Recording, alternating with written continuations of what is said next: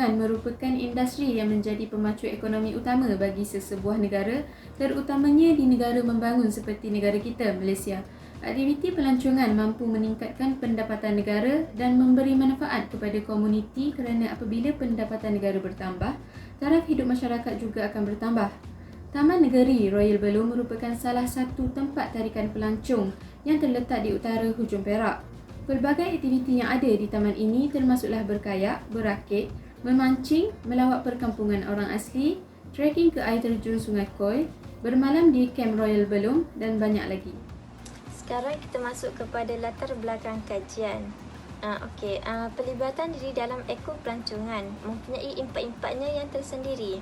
Dengan pelibatan tersebut, ia akan dapat meningkatkan penilaian kesetiaan destinasi dalam diri individu tersebut.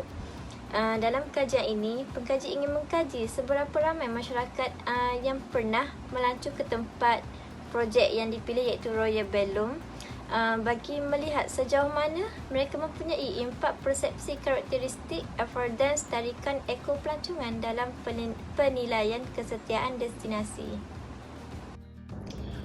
Taman Royal Belum di negeri Perak merupakan sebuah tempat tarikan pelancongan yang terletak jauh di kawasan pedalaman. Perjalanan yang jauh dan juga mencabar menjadi satu cabaran kepada para pelancong untuk sampai ke hutan simpan Royal Belum. Jarak perjalanan yang memakan masa yang lama ini juga menyebabkan mereka yang melalui jalan darat menggunakan laluan lebuh raya timur barat Gerik Jeli ada ketikanya akan berhadapi dengan situasi yang genting kerana mereka akan bertemu dengan sekumpulan gajah liar yang berkeliaran di kawasan tersebut. Menurut Jabatan Perlindungan Hidupan Liar dan Taman Negara Perhilitan, gajah liar yang terdapat di kawasan tersebut dianggarkan melebihi 60 ekor, adalah bersamaan dengan kira-kira 70% populasi mamalia tersebut di seluruh negeri Perak. Diwartakan sebagai Taman Royal Belum Negeri Perak pada 3 Mei 2007, ia meliputi kawasan seluas 117,500 hektar dengan hampir 90% daripadanya adalah hutan simpan Royal Belum. 132,000 hektar yang bersepadan dengan Thailand ini telah menjadi tarikan pelancong dari dalam maupun luar negara, sehingga ia telah menjadi satu masalah lambakan pelancong. Dalam berita Astro Awani Mac 21, 2018, Royal Belum telah mencatatkan jumlah pengunjung yang hadir telah berlaku peningkatan sebanyak 200% berbanding dengan tahun-tahun yang sebelumnya, dengan mencatatkan 27,327 orang pelancong dari dalam dan juga luar negara. Jadi, ia telah mendatangkan kebimbangan kepada kerajaan negeri Perak kerana mereka perlu mengehadkan jumlah pelancong yang hadir kerana atas faktor bagi memastikan hutan malar yang tertua di dunia ini yang berusia lebih 130 juta tahun ini terus terpelihara dan tidak dirosakkan oleh tangan-tangan manusia. Bagi persoalan kajian, beberapa persoalan kajian telah dikenal pasti dalam kajian ini. Yang pertama, adakah terdapat tahap antara persepsi karakteristik tarikan ekopelancongan dengan kesetiaan destinasi Taman Negeri Royal Belum? Kedua, adakah terdapat perbezaan yang wujud antara persepsi nilaian pengalaman destinasi dengan kesetiaan destinasi Taman Negeri Royal Belum? Ketiga, adakah terdapat hubungan antara reputasi destinasi dengan kesetiaan destinasi Taman Negeri Royal Belum? Dan yang keempat, sejauh manakah persepsi karakteristik tarikan ekopelancongan, persepsi nilaian pengalaman destinasi dan reputasi destinasi mempengaruhi kesetiaan destinasi Taman Negeri Royal Belum? Seterusnya, objektif kajian. Terdapat beberapa objektif kajian yang telah difokuskan dalam kajian ini. Pertama, untuk mengkaji tahap antara persepsi karakteristik tarikan ekopelancongan dengan kesetiaan destinasi Taman Negeri Royal Belum.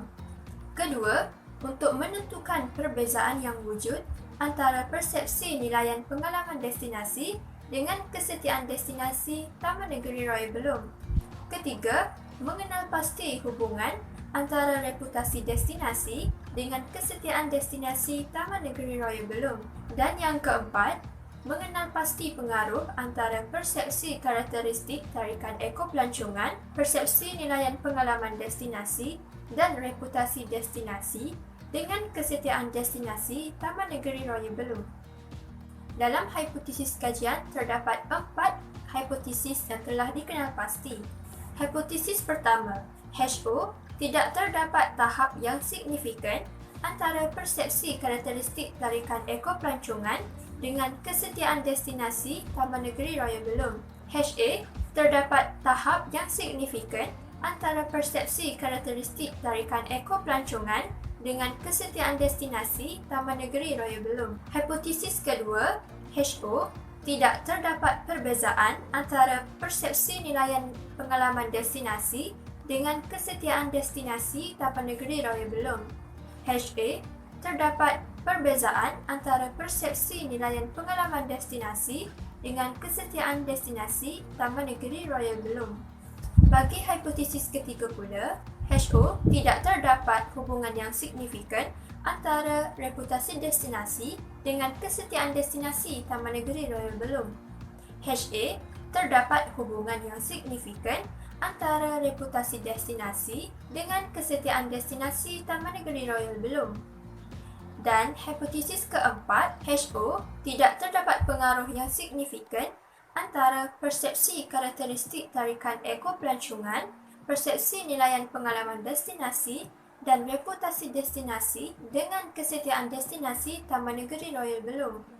Manakala HA, terdapat pengaruh yang signifikan antara persepsi karakteristik tarikan ekopelancongan, persepsi nilaian pengalaman destinasi dan reputasi destinasi dengan kesetiaan destinasi Taman Negeri Raya Belum. Seterusnya, reka bentuk kajian. Reka bentuk kajian merupakan pelan tindakan untuk sesuatu kajian dan ia menggambarkan bagaimana kajian tersebut dijalankan secara terperinci. Kajian ini berbentuk kajian tinjauan melalui kaedah penyelidikan kuantitatif dan menggunakan analisis secara deskriptif. Kajian deskriptif merupakan penyelidikan yang bermatlamatkan untuk menerangkan sesuatu fenomena yang berlaku. Dalam kajian ini, borang soal selidik telah digunakan sebagai instrumen kajian untuk mengumpulkan data yang telah dikumpul. Setelah data yang diperolehi daripada responden melalui borang soal selidik tersebut, penyelidik menggunakan perisian Package for the Social Statistic iaitu SPSS bagi menganalisis data dengan lebih terperinci. Kemudian kita lihat kepada sampel kajian dan persempelan. Sampel kajian ini terdiri daripada pelancong yang pernah mengunjungi Taman Negeri Raya Belum, Perak. Sampel kajian ini juga terdiri daripada pelbagai negeri-negeri di Malaysia dan ianya tidaklah tertumpu dalam sesebuah negeri sahaja. Dalam kajian ini, penyelidik memperolehi seramai 41 orang responden yang terdiri daripada pelbagai negeri di Malaysia. Kaedah persempelan yang digunakan dalam kajian ini adalah kaedah sampel secara rawak. Pengkaji telah memilih secara rawak dalam kalangan rakyat Malaysia yang pernah mengunjungi Royal Belum untuk memperolehi maklumat bagi kajian ini. Kaedah pengumpulan data. Dalam kaedah pengumpulan data, pengkaji telah menggunakan kaedah kuantitatif di mana data kajian dikumpulkan melalui soal selidik dan juga rujukan internet. Dalam soal selidik, pengkaji telah mengedarkan borang soal selidik kepada pengunjung yang telah mengunjungi hutan Royal Belum di Perak. Dalam setiap set soalan, ia terbahagi kepada beberapa bahagian dan setiap pecahan bahagian telah diterangkan kepada responden. Soalan selidik ini juga telah diedarkan kepada semua golongan umur, bermula daripada golongan muda sehingga ke golongan dewasa. Kaedah yang kedua adalah rujukan internet. Pengkaji telah menggunakan layaran laman sesawang bagi mendapatkan maklumat seperti konsep, latar kajian lepas dan sebagainya. Seterusnya kita akan melihat kepada kesahan dan kebolehpercayaan. Kesahan dan kebolehpercayaan sesuatu instrumen adalah penting bagi memastikan dapatan yang diperolehi boleh dipercayai dan tidak dipersoalkan. Dengan itu, memastikan kesahan dan kebolehpercayaan instrumen adalah penting untuk mengesahkan kebolehpercayaan dan kualiti instrumen yang digunakan. Langkah pertama sekali untuk memastikan kualiti instrumen ialah dengan memastikan kesahan instrumen yang digunakan. Diikuti langkah seterusnya iaitu menentukan kebolehpercayaan. Baiklah, apa itu yang dimaksudkan dengan kesahan dan kebolehpercayaan? Ujian Cronbach alpha dijalankan bagi menentukan ketekalan dalaman. Kaedah ini mengandaikan bahawa setiap item dianggap sebagai satu ujian yang setara dan semua korelasi antara item yang diukur adalah sama. Seandainya nilai sesuatu item itu menunjukkan nilai yang tinggi, maka instrumen yang digunakan adalah tinggi nilai kebolehpercayaannya. Menentukan kebolehpercayaan item soal selidik. Apabila kita bina item, kita perlu menentukan kebolehpercayaan item tersebut terlebih dahulu. Kebolehpercayaan atau dipanggil reliability bermaksud kebolehan sesuatu alat ukur atau instrumen kajian menghasilkan keputusan yang kekal atau keputusan yang konsisten setiap kali pengukuran dilakukan. Dalam kajian ini, kita akan melihat item yang digunakan adalah bermula dari SB1 sehingga SB6 sebagai mewakili item pemboleh ubah pengalaman destinasi di Royal Belum. Kita perlu menjalankan kajian rintis. Untuk membuat analisis, kita perlu mencari nilai alfa Cronbach ini. Secara umumnya, instrumen di atas yang digunakan mempunyai nilai alfa yang tinggi. Dalam hal ini, Nunali 1978 berpendapat nilai alfa yang melebihi 0.70 adalah tekal, iaitu tidak berubah bagi setiap dimensi yang digunakan. Ini menunjukkan bahawa kebolehpercayaan item ini boleh diterima kerana melebihi 0.70. Keputusan 6 jenis item dalam jadual data kebolehpercayaan yang mewakili pemboleh ubah pengalaman destinasi daripada 40 responden yang kita ukur.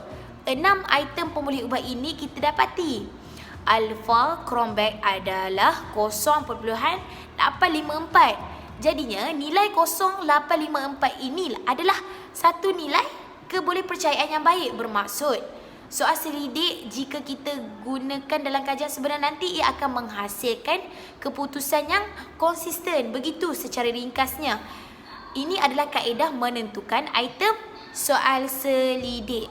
Berdasarkan jadual item statistik untuk bahagian B mengenai persepsi karakteristik affordance ekopelancongan, soalan SB2 dan SB5 merupakan data min dan kebolehpercayaan yang tertinggi iaitu 4.28. Ini kerana soalan ini memahami kefahaman serta disukai responden tentang aktiviti pelancongan yang disediakan di hutan Royal Belum seperti meredah hutan, mendaki, berenang dan berakit. Seterusnya, Persos 3 mewakili soalan persepsi karakteristik affordance ekopelancongan. Sosial ataupun simbolik dalam bahagian B menunjukkan kebolehpercayaan yang paling tinggi iaitu min sebanyak 4.55 kerana kebanyakan pengunjung mempunyai rasa tanggungjawab menyelamat serta melindungi terhadap alam semula jadi dan budaya. Bagi bahagian C pula, jadual item statistik soalan SC6 adalah yang paling tinggi kebolehpercayaan iaitu 4.35 di bawah persoalan persepsi nilaian pengalaman destinasi dalam konteks penyelenggaraan. Ini kerana tarikan di Royal Belum meningkatkan perasaan semangat yang tinggi di kalangan pengunjung untuk mengembara. Terusnya soalan PNP4 dalam jadual item statistik adalah kebolehpercayaan yang tinggi iaitu memegang min sebanyak 4.63. Dikatakan sebagai kebolehpercayaan yang tinggi adalah kerana tarikan di ekor pelancongan Royal Balloon adalah sangat menarik. Bagi bahagian D, min yang paling tinggi adalah soalan SD5 iaitu di bawah sub soalan reputasi baik Royal Balloon. Disokong dengan tarikan ekor pelancongan yang kompeten. Ini menunjukkan soalan SD5 di item statistik mempunyai nilai kebolehpercayaan yang paling tinggi iaitu 4.33. Dan akhir sekali adalah bahagian E. Jadual item statistik SE4 mempunyai nilai yang paling tinggi iaitu 4.40. Ini menunjukkan bahawa soalan SE4 adalah nilai kebolehpercayaan yang dipercayai kerana berkaitan tentang pengunjung akan menyatakan perkara yang positif tentang ekor pelancongan Royal Balloon sebagai destinasi pelancongan. Seterusnya kita beralih kepada ujian normaliti. Ujian normaliti ialah satu metodologi kajian untuk mengenal pasti corak taburan data kajian sama ada taburan data normal atau tidak normal.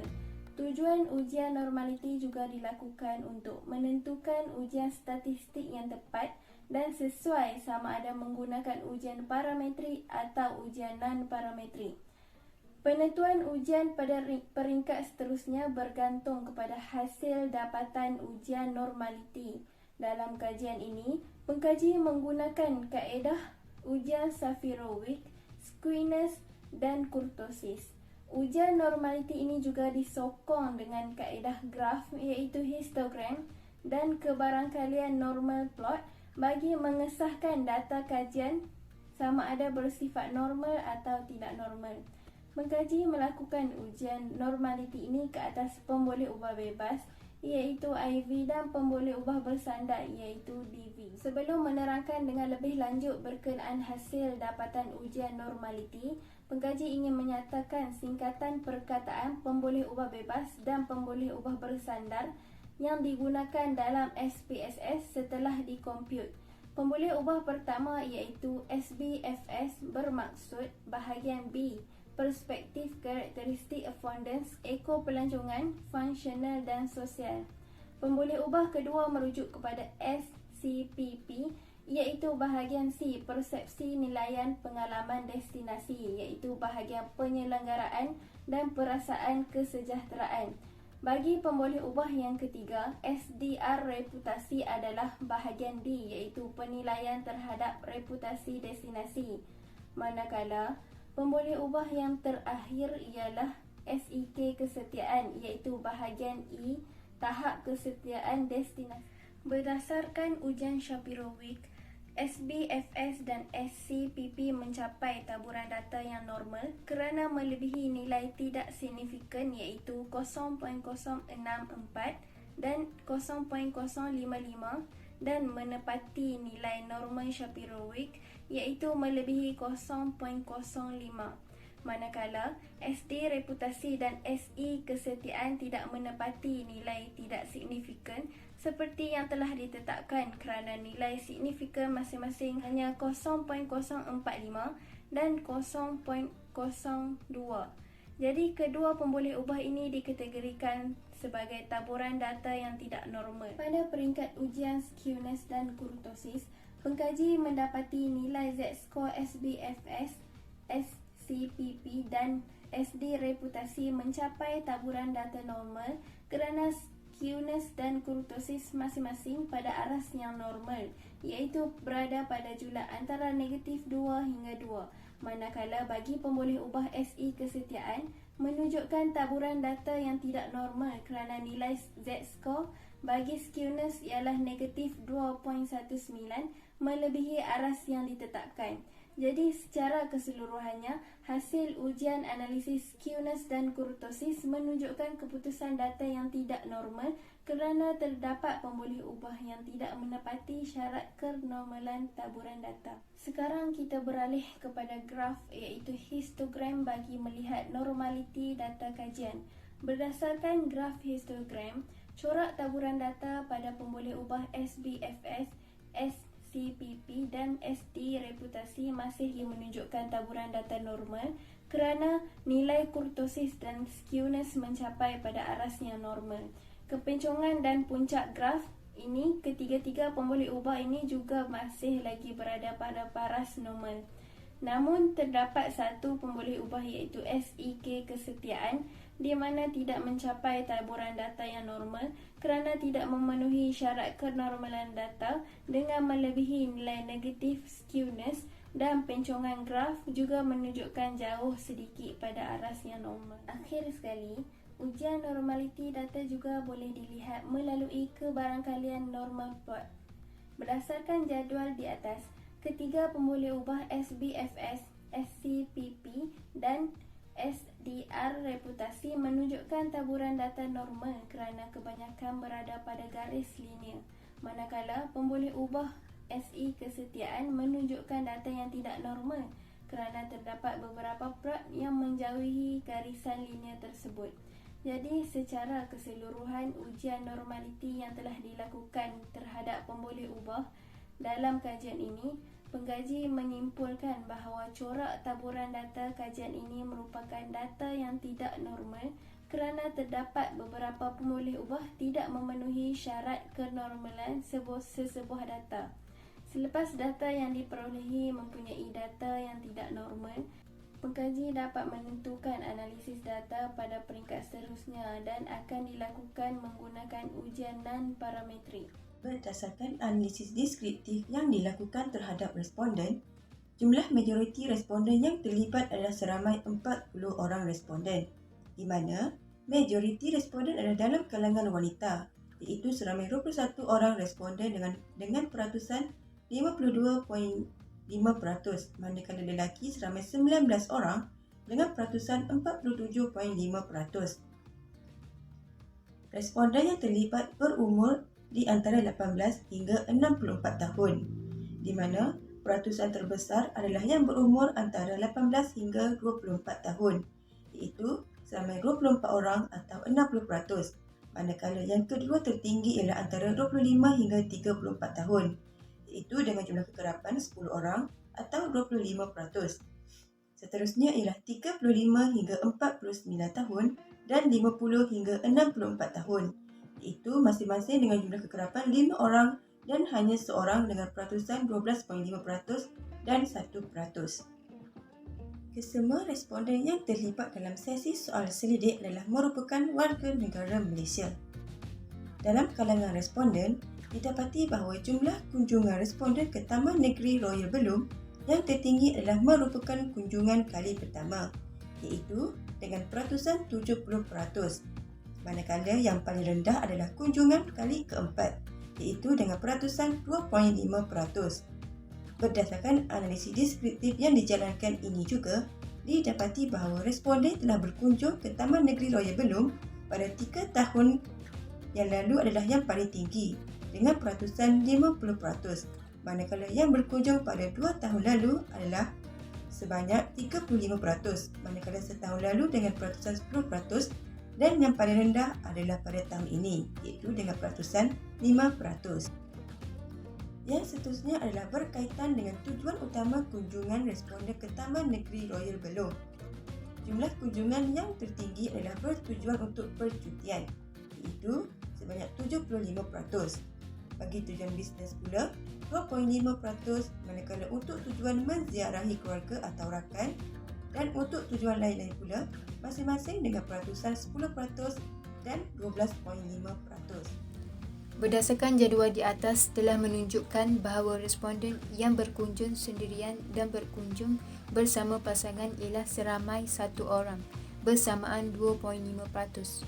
Seterusnya, kunjungan bersama keluarga atau saudara mara seramai 13 orang bersamaan 32.5%, diikuti jumlah responden yang tertinggi iaitu responden yang berkunjung bersama rakan seramai 22 orang bersamaan 55%. Selain itu, kunjungan bersama rakan bisnes seramai 1 orang bersamaan 2.5% diteruskan dengan kunjungan bersama lain-lain iaitu seramai 2 orang bersamaan 5%.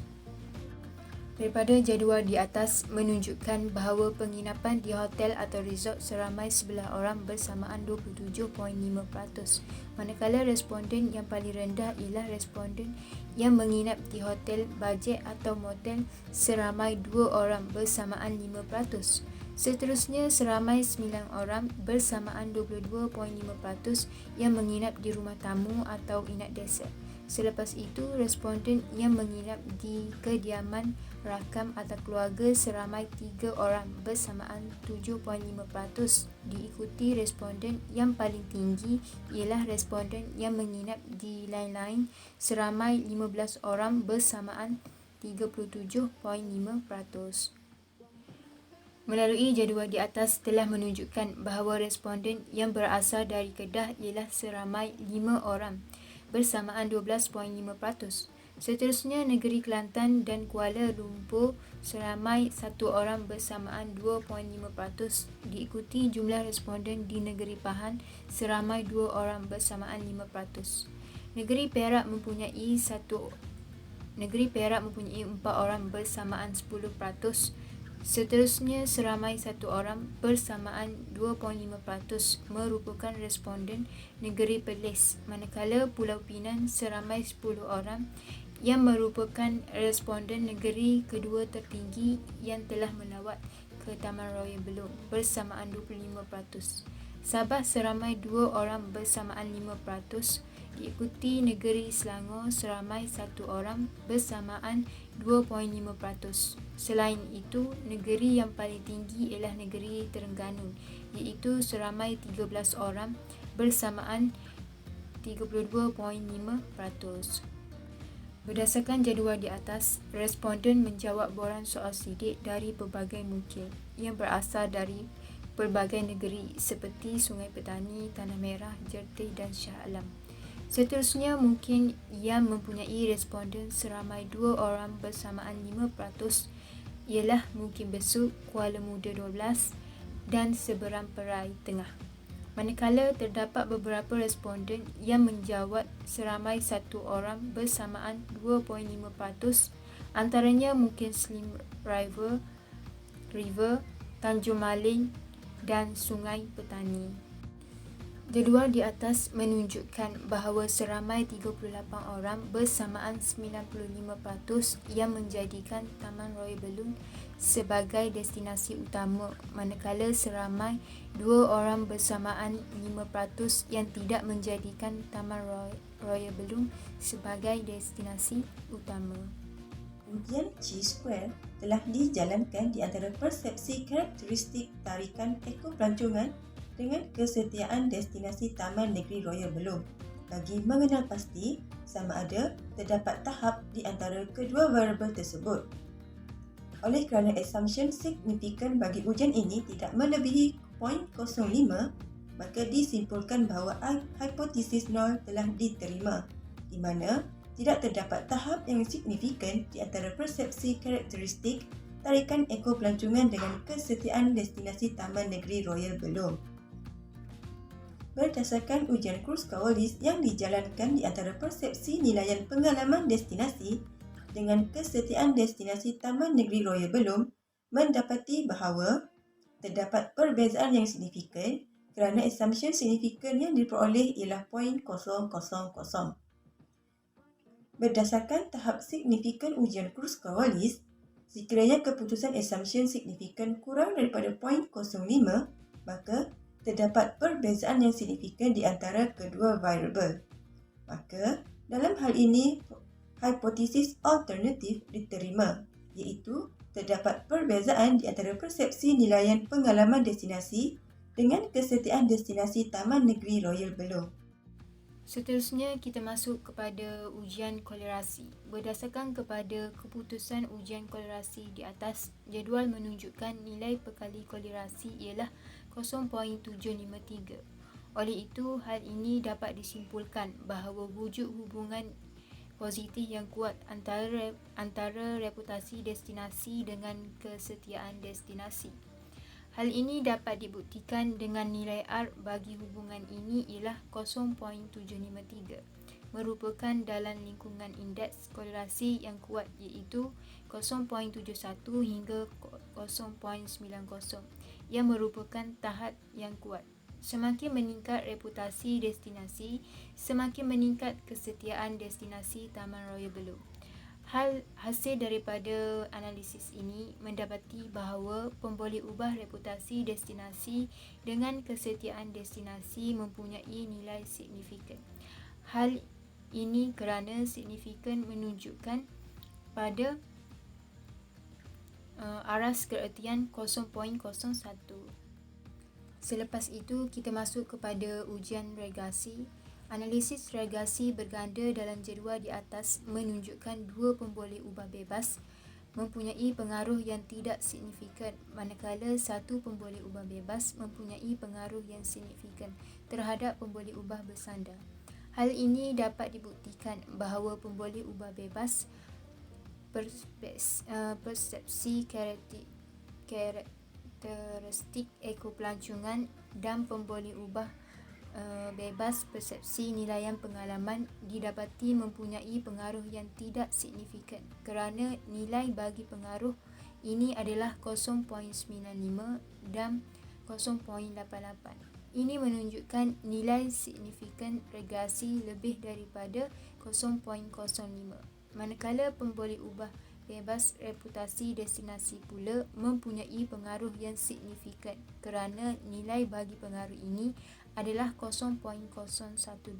Ini menunjukkan nilai signifikan regresi mencapai tahap nilai tersebut kerana nilai kurang dari 0.05.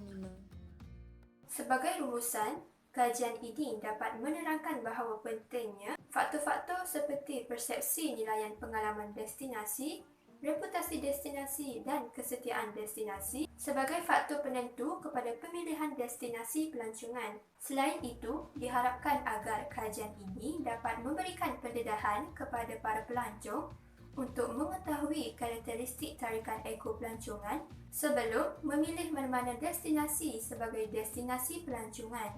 Hal ini demikian kerana destinasi yang mempunyai perkhidmatan dan tarikan yang menarik akan lebih menjadi tumpuan kepada para pelancong untuk dikunjungi.